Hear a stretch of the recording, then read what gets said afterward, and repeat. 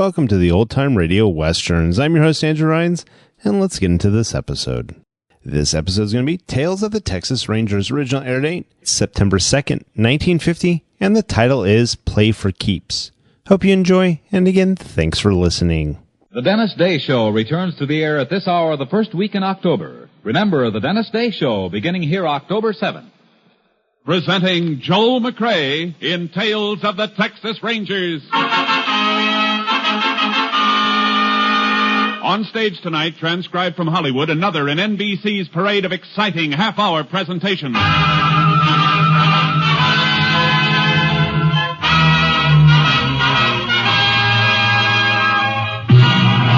Tales of the Texas Rangers, starring Joel McCrea as Ranger Pearson. Texas, more than 260,000 square miles. And 50 men who make up the most famous and oldest law enforcement body in North America.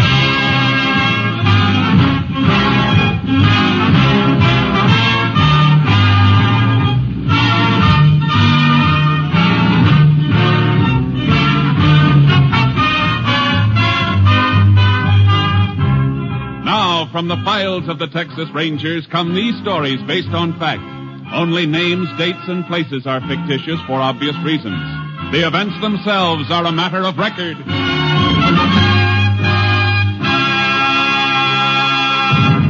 Tonight's case, Play for Keeps.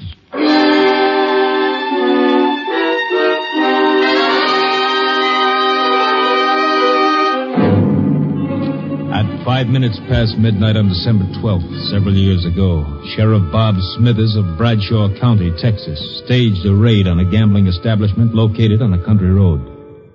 But there were no patrons in the house, and the sheriff's face grew dark red as he and the local constable failed to find any evidence. There's nothing in the upstairs room either, Sheriff. You're sure of that, huh, Jim? Not even a deck of cards. See, Sheriff, like I told you, I quit the racket. Yet this is the fourth time this year you rousted me out of bed. I know you're operating, Walton, and I'm going to get you for it. You're not going to milk the citizens of this county, not while I'm sheriff. Look, Sheriff, this happens to be my house. Warrant or no warrant, you finished your business here. How about getting out? I guess we might as well go, Sheriff. No, Jim. We're going to stay a minute. I want to talk to Walton. And you. About what? I was sure of this raid tonight, Jim. Dead sure. Just like I've been sure the last 3 times, because only you and me ever knew about them. I didn't tell nobody but you, Jim. You, the constable. Sounds like he's accusing you of tipping me off, Dunn. I know he tipped you, Walton. You better watch what you're saying, Bob. All that talk about law and order and wanting to uphold them. Let me see your wallet, Jim. Take it out and let me see it. Now, wait a minute, Sheriff. You shut up. Come on, Jim. I want to see if you're carrying the kind of money an honest man gets for being a peace officer. What I carry on me is my own business. Why, you cheap two-bit snake. Nothing cheap about a few hundred once in a while. Be smart, Sheriff. Get a few for yourself. Why don't you listen to him, Sheriff? He's talking sense. Come on, both of you. I'm taking you in. You can't make anything stick. Maybe not. But I'm going to make this county too hot for both of you. I'm going to run you out of it. Keep your hands off me, Sheriff. You're under arrest. Grab him, Walton. I got it. Now, just hold him, fool, while I get his gun. I got it. There. Now. Dunn, you killed him. No, you killed him. You grabbed his gun and killed him. He was after you, Walton. I got a gun of my own, and I'm the constable. You set me up for a frame? Not necessarily, Walton. It's up to you. His body could be moved out of here. What's your play? What do you want? No more chicken mash. 50% of your take, and you can go right on operating. With him dead, you crazy fool? You're forgetting something, Walton. I'm top dog now, and investigating this murder will be my job until a new sheriff is appointed. But I don't think I'm going to be able to solve it.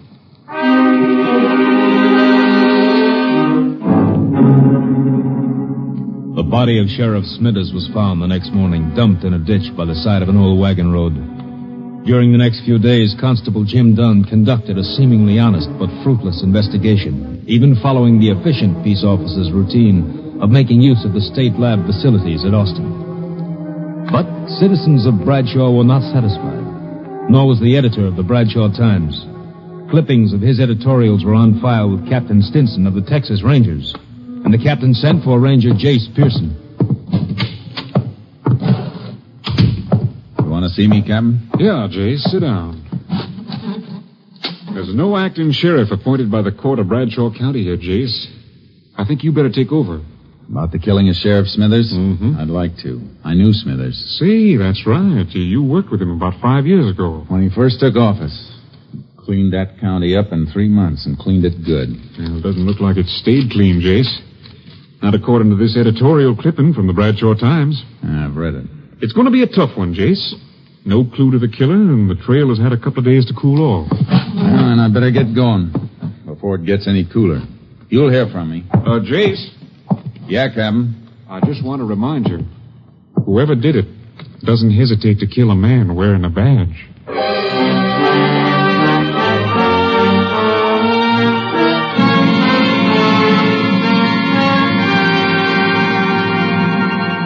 I reached Bradshaw in the early morning. The town was waking up, and the Bradshaw Times was turning out its bi-weekly edition. I went in to see the editor, Frank Carlin. So you read my editorials, huh? Well, I'm glad to know somebody's reading. Yeah, you got readers, all right. People been clipping them out and mailing them into our headquarters. Yeah, I guess there's always a handful of people to hold out. Wonder what the world would do without them. Everybody was so burned the day of the killing. And then in 48 hours, they want to forget it. Yeah, it's always that way. How about the constable, Jim Dunn? Oh, he's all right, I guess. But he's only been constable for a year. He just doesn't have the experience. It'll take the court a couple more days to decide on a new sheriff. I better knock out a story on your Rangers coming in. Might wake the people up again. I'd rather you didn't, Mr. Carlin. I'll be around, and they'll know soon enough. Oh, see what you mean. Want me to lay off the editorials for a while? If you don't mind. You know, the sheriff and I are on different sides of the fence politically, but he was an honest man, and I liked him. I got a headline back there, all set and gathering dust. It says, Sheriff's Killer Caught. Ranger, give me a chance to use it.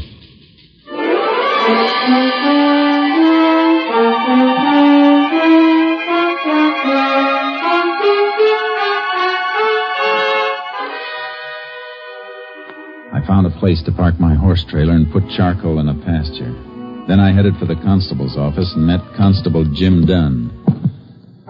Here are all the reports in my investigations, Ranger. If you think I haven't done a good job, maybe those will change your mind. I even checked ballistics with the Austin lab. My being here isn't a criticism of you, Mr. Dunn. I'm here because I was sent until a new sheriff is appointed and to give you help. I've done everything possible. I've questioned almost 100 people. I've checked alibis on more than a dozen possible suspects. It's all there. Yeah. Everything's here. Everything except the murderer. And that's the only thing I'm interested in seeing, Mr. Dunn. A little cooperation between us might clean it up. I'm sorry I blew, Ranger. It's been getting under my skin. This murder could have been committed by anybody. Some bum from a hobo jungle, some drunk, anybody. We can't arrest anybody. We've got to arrest somebody. Somebody definite. Now, exactly where was the body found? Old wagon road bypasses town about 2 miles north. Is it fit for a car? Yeah, but you got to go roundabout to get to it. Almost 11 miles. You won't find nothing there, though. I'd like to take a look anyhow. Can't we cut cross-country on horses? Yeah, shorter if you want it. I want to. My horse is in a pasture. I'll meet you at the edge of town in 5 minutes.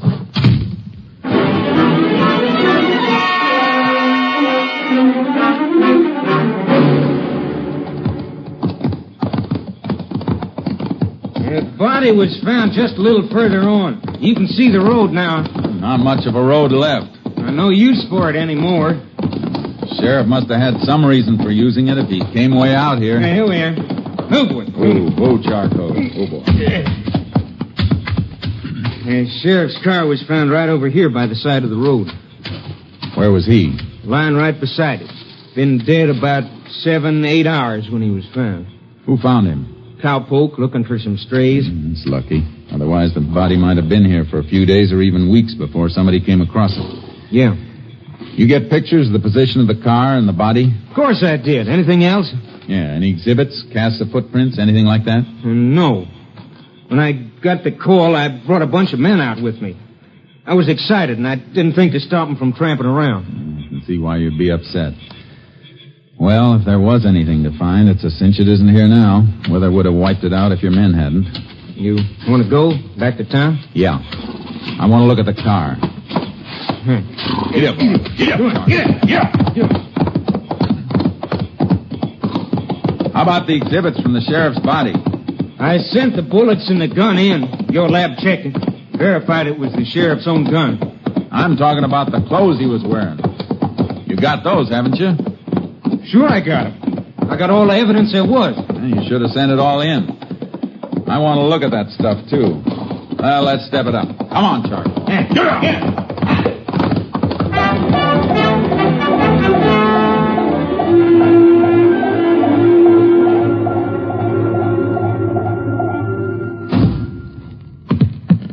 There's everything, all tagged. Everything the sheriff was wearing when he was killed. I see. Is this the shirt he was wearing? You see the blood and bullet holes, don't you? Yeah. How come your lab didn't find any prints on the gun when I sent it in? Didn't even have the sheriff's own prints. It was wiped clean. Well, this is kind of odd. What? Well, the sheriff was shot twice, and they dug one slug out of him. The other one passed clean through. Yeah, according to the coroner's report, one slug hit his collarbone. That stopped it. Yeah, that's what I mean. The course of the bullets. Both shots fired into the left side, just above the kidney. But the one that came through came out the right side of his shirt collar here, right through his neck. What about it? It's a funny course for a bullet to take, unless the man who fired the gun was lying down and fired up at the sheriff. Yeah, that's what I figured, too. They must have had a fight for the gun. He got it, but the sheriff knocked him down and... No, that isn't the way it happened. How do you know? Because the sheriff wouldn't half turn his back on a man who'd just taken his gun. Besides, these powder burns show the gun was being held right against the shirt when it was fired. What do you think happened then? Well, the sheriff must have been in some position where he was bent over forward, which he wouldn't be unless somebody was holding him in that position. Here, stand in front of me for a minute. Now, you're back toward me. What are you going to do? Slip one hand under your arms and then up behind your head in a half Nelson and twist your other arm behind you in an arm lock. Then bend you over forward like this. The sheriff was held like I'm holding you now. The bullets were pumped into him. See what I mean? That's just a guess. It's a guess I'm going to back up. And if the sheriff was held in a half Nelson and an arm lock, it tells us something else. That there were two men in on the murder, unless the killer had three hands and used the third one to fire the gun. That's pretty smart figuring, Ranger. Only because it's the kind of figuring I've been doing for a long time. These the photos that were taken at the scene? Yeah, the sheriff's body and the car. The car, the body moved any before these were taken? Nope. Car was right there, with the sheriff flat on his face beside it. And less than 2 feet away from it. His right side toward the car. Yeah. The bullet that passed through the sheriff came out on his right side. That means it should have hit the car. But there's no mark. I don't see that helps us any. It helps plenty, Dunn. It tells us the sheriff wasn't killed out there. He was killed someplace else and brought out there.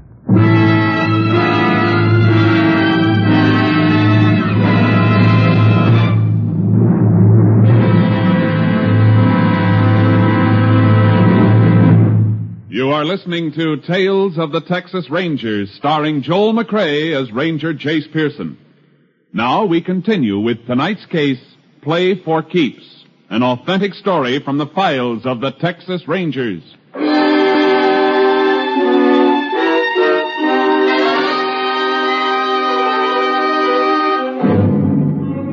I knew that Sheriff Smithers had been killed by two men, that his body had been moved after the killing, but it wasn't nearly enough.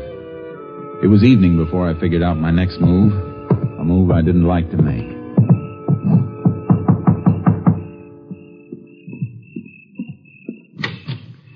Evening, ma'am. Remember me? Why, it's Jayce Pearson, isn't it? Yes, ma'am. Been a long time, Mrs. Smithers. Oh, come in, Jayce. Come in. I suppose you know about Bob. Yes, ma'am. And that's why I'm down here. I came by to pay my respects. Funny thing. First time Bob brought you through that door, I never reckoned you might be back someday, looking for a man who killed him. I wish it could have been for another reason, ma'am. But Bob kept things working so well here, there seldom was any reason for a ranger to come visiting in Bradshaw County. I know how you fellas keep working along. Can I offer you a bite to eat? Please, Jayce. Well, that'd be real fine, Miss Smithers. I knew it might help her and me if she could keep a little busy with her hands doing woman things in the kitchen. I tried to eat, but kept remembering the man who'd sat across this same table from me 5 years before. Big, honest, stubborn, and unafraid. It's mighty nice of you to stop by, Jayce. Bob would have been happy to see you sitting here again. He always said a man with a good appetite was right with the world. Ma'am, I guess Jim Dunn has already asked you, but do you have any ideas about who might have killed Bob? Oh, no. Everything went so well for a few years.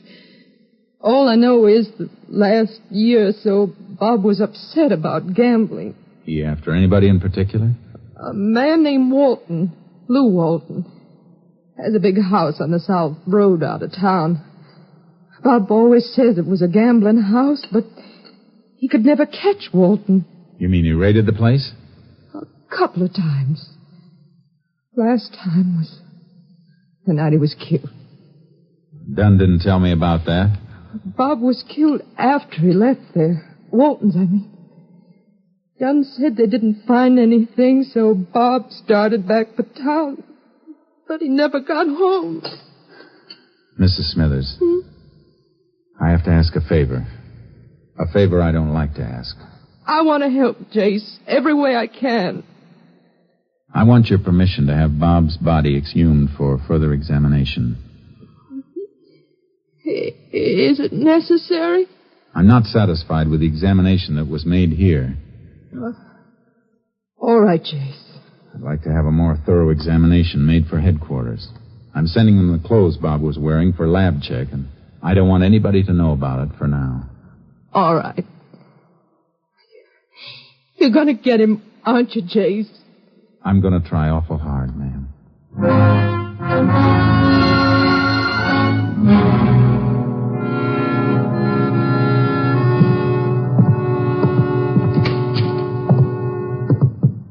Well, howdy, Ranger. Been waiting for you. Thought maybe you might have turned in for the night. I'm going to in a few minutes. I just came back to pick up the clothing exhibits. Well, I locked them away again. I'll dig them out. I want to send them on to Camp Mabry for lab tests. Well, all right. I'll give you a receipt for them. Okay. Don, Yeah? in those reports of yours, I didn't see any mention of a man named Lou Walton. Why should there be? I understand that Walton's a gambler and that you helped Smithers raid his place the night Smithers was killed. I hear the exhibits. You're thinking way out of line on Walton. His alibi's airtight. According to who? According to me. I was with him all night, after Smithers left the place. You didn't come back to town with the sheriff? No, I stayed at Walton's. Why? Because the sheriff asked me to stay there. We didn't find anything, but the sheriff figured if I hung around, somebody might show up or call up looking for a game. And I'd be able to get him some evidence then. Anything else you want to know? No. I guess that lets Walton out. I'll take these things. Sure, go ahead. See you tomorrow, Don.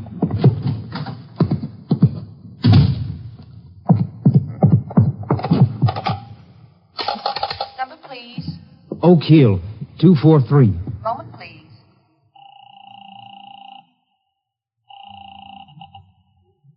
Hello? Walton, done. Now get those people out and shut down. Why? What's wrong? That ranger's too smart. I tried to make things look good for myself, and, well, I guess I made him look too good. Well, how much does he know? All he's gonna know. You just close down and stand pat until he wears himself out.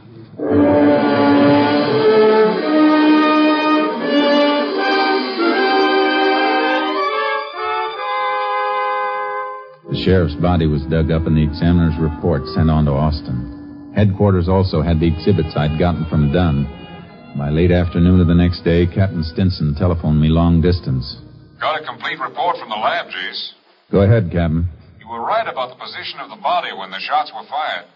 Autopsy report shows the organs were pierced in a manner that'd be possible only if the sheriff were bent over forward. Good. Anything else? Yeah. That shirt you sent up. Lab thinks Smithers was killed indoors. Why? Some lint stuck to the blood and held when it dried. Analysis indicates it comes from a fabric used in expensive carpeting. Violet color. Thanks, Captain. That may be enough to wind this up.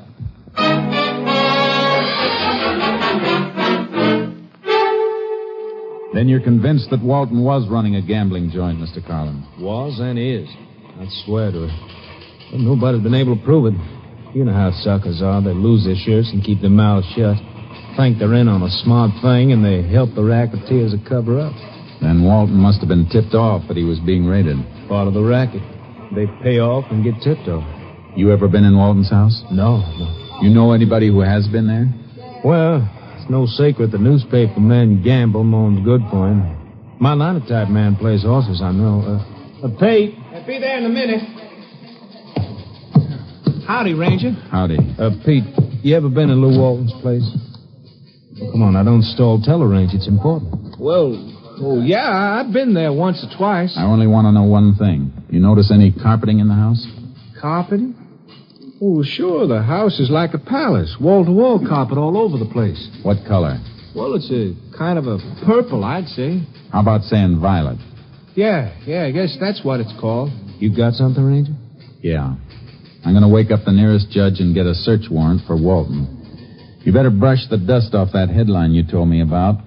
I think you're going to get a chance to use it.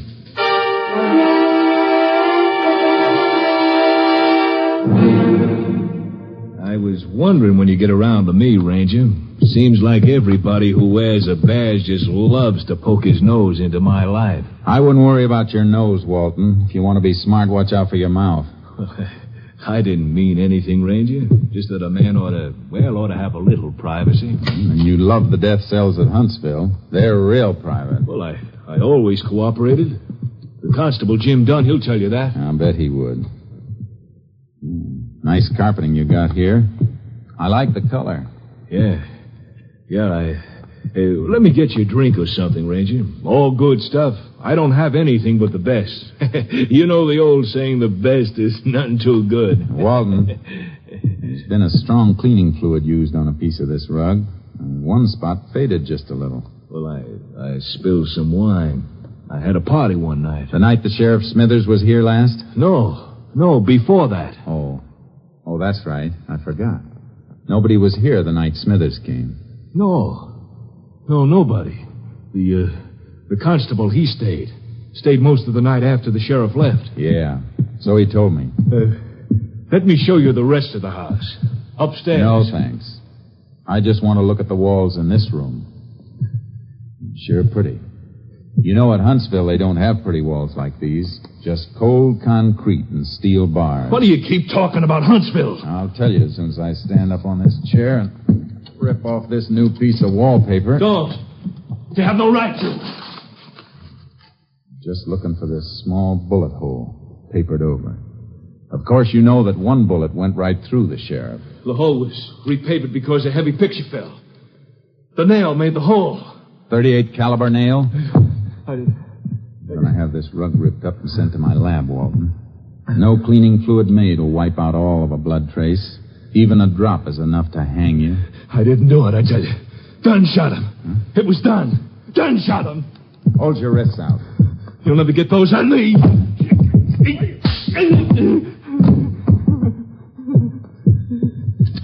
You bet wrong this time, gambler. Now get up. I'm taking you in.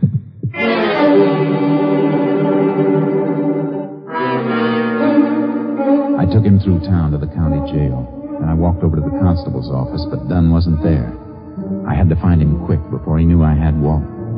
I headed back for the jail, and as I turned into the street, I saw something move in the shadows. There was another car, not far from mine, the constable's car, and Dunn was getting into it. Dunn, wait a minute! Oh, get out of the way, people! Get back, please!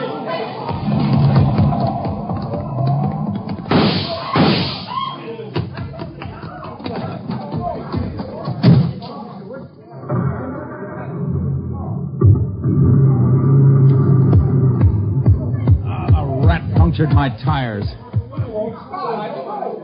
Unit 10 to KTXA. Unit 10 to KTXA. KTXA to Unit 10. Go ahead, Unit 10. Unit 10 convinced Constable Jim Dunn is subject sought in killing of Sheriff Smithers, Bradshaw County. Attempting getaway headed north on State Highway 19 from Bradshaw. Alert Highway Patrol and all units for complete roadblock of area. Order no further radio communication. Subject in Constable's marked car equipped with shortwave receiver.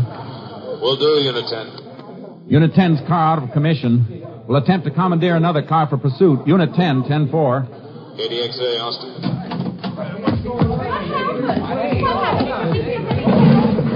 Step out of the way, please. Step back, please. Step back. Come on, Charcoal. Let's hope Dunn heard that call. Come on, get up. Get up! Get up, Charcoal! Come on! Get up!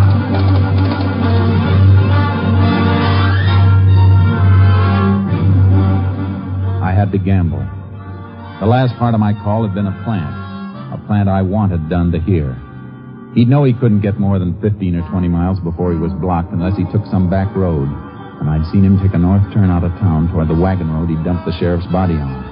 It was 11 miles for him by car, 2 miles cross-country for me. I raked charcoal all the way, reached the road, and rope-dragged a couple of dead logs across it. We finished just in time. I heard the whine of a car coming over the rise in the rough road as the first glimmer of the headlights stabbed the darkness. I tied charcoal back in the trees and dropped in the brush to wait. It's the end of the road, Don. Don't try backing up. Now you haven't got any tires. I'm giving you a chance to surrender, Don. You get your chances, Ranger. You missed, Don. Now I'm coming around the car to get you. You want to shoot it out? Let's go. Wait a minute. No, Ranger. You don't shoot. Don't shoot. I'll drop my gun. See? I ain't armed. Come here. I ain't armed. Neither was Smithers when you lifted his gun and killed him with it. Good thing for Texas all constables aren't like you. Come on. Walton's waiting for you at the jail. Looks like you'll be partners again at Huntsville.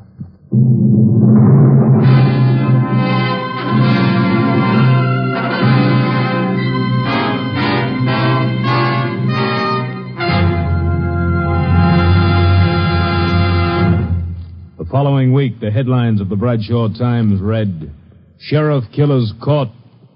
Though Jim Dunn protested his innocence, Lou Walton's confession and evidence submitted by the Rangers convinced the court of Dunn's guilt.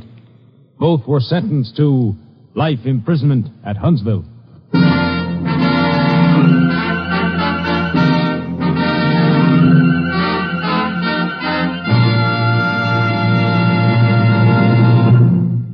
This is Joel McCrea. In the 125 years since their organization was founded, the Texas Rangers have written many new pages into the history of law enforcement.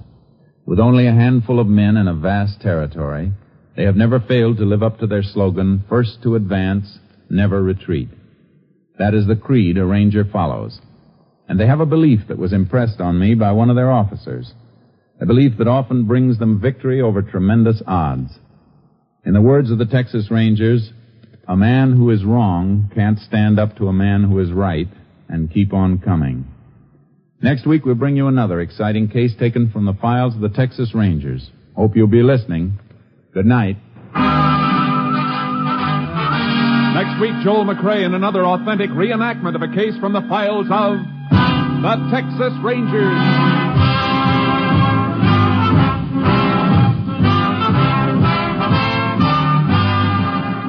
Joel McCrea is currently seen starring in the MGM production Stars in My Crown. This story was transcribed and adapted by Joel Murcott, and the program was produced and directed by Stacy Keach. This is Hal Gibney speaking.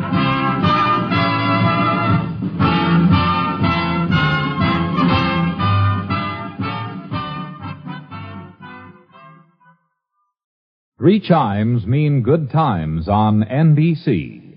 In just 5 weeks, Dennis Day and Judy Canova bring back their 2 delightful programs in an hour of fun for all on Saturday nights. This weekend, 400 Americans have a holiday date with death. Stay off the list. Be careful. This is NBC, the National Broadcasting Company.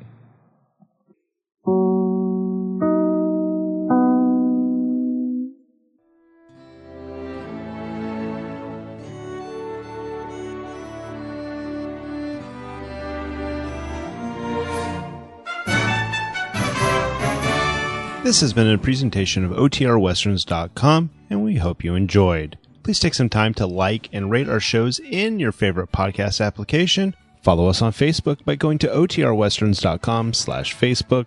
Join in the conversation by going to OTRWesterns.com/Discord. And don't forget to send us an email, podcast@OTRWesterns.com. This episode is copyright under the Attribution Non-Commercial Share Alike copyright. For more information, go to OTRWesterns.com/copyright. Have a great day, and again, thanks for listening.